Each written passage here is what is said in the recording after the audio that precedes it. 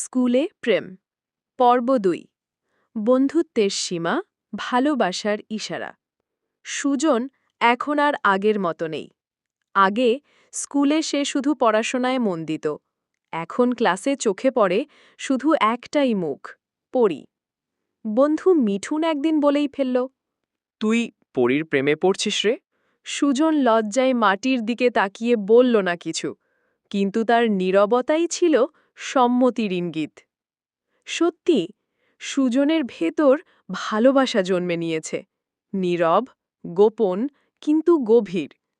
কিন্তু সে জানে সে একটা সাধারণ ছেলের বেশি কিছু না। আর পড়ি, ওর তো আকাশ ছোঁয়া সম্ভাবনা, সুনামধন্য পরিবার, শহরের ভবিষ্যৎ। গ্রামে বসন্ত উৎসব, স্কুল থেকে ছাত্রছাত্রীদের নিয়ে সবাই যাচ্ছে মাঠের মেলায়। ফড়িংয়ের মতো রঙিন জামা পরে পড়ি এসেছিল, চোখ সরানো কঠিন। সুজন দূর থেকে তাকিয়েই ছিল, কিন্তু হঠাৎ মিঠুন তাকে ঠেলে দিল। যা, ওর সাথে একটু হাঁট না। সাহস করে এগিয়ে গেল সুজন।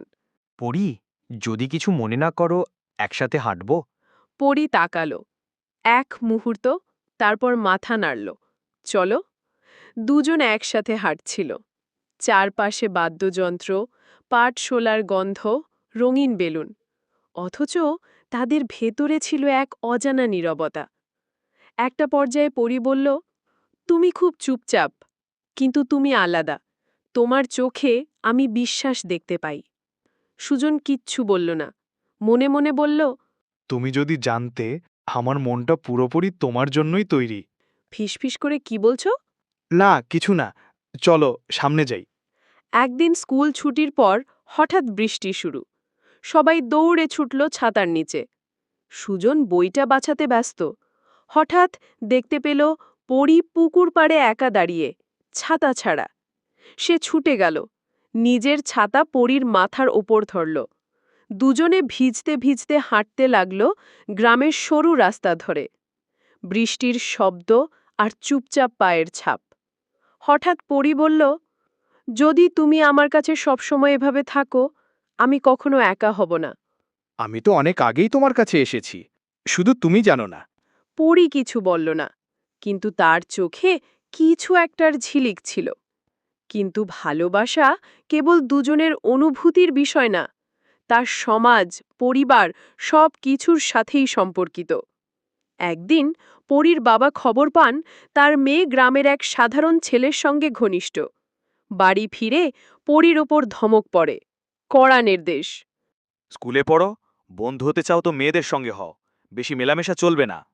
পরি চুপচাপ রাতের জানালার পাশে বসে থাকে, পেছনে ফেলে আসে অনেক কথা, অনেক চাওয়া।